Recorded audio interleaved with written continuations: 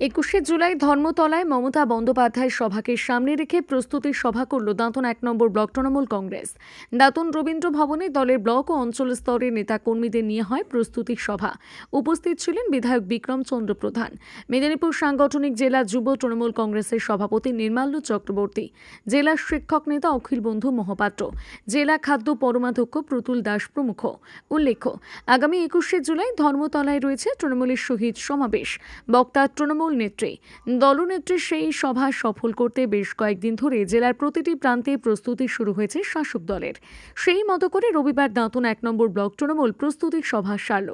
এদিনের সভা থেকে আগামী দিনে 21শে জুলাইয়ের সমর্থনে প্রচার ও কর্মীদের ধর্মতলায় নিয়ে যাওয়ার বিষয়ে কথা হয় বলে তৃণমূল সূত্রে খবর।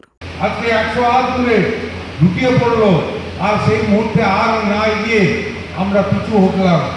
সে দৃশ্য ভোলা যাবে না। আজকে গায়ে কাঁটা দিচ্ছে, সে কথা মনে পড়লে চোখ থেকে জল চলে আসবে। সেই কষ্ট, হাজার হাজার মানুষ, লক্ষ লক্ষ মানুষ ছত্রভঙ্গ হয়ে গেল।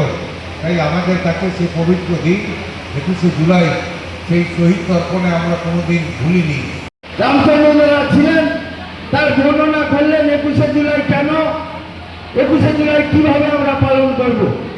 আমি অনুরোধ করবো আপনাদের কাছে, আমরা তো যাবই, যারা যেতে পারবেন না নিয়ে প্রত্যেকটি বুথে শহীদ তর্পণে 21শে জুলাই পতাকা উত্তোলন করে শহীদ বেদিতে পুষ্পার্ঘ্য নিবেদন করবেন।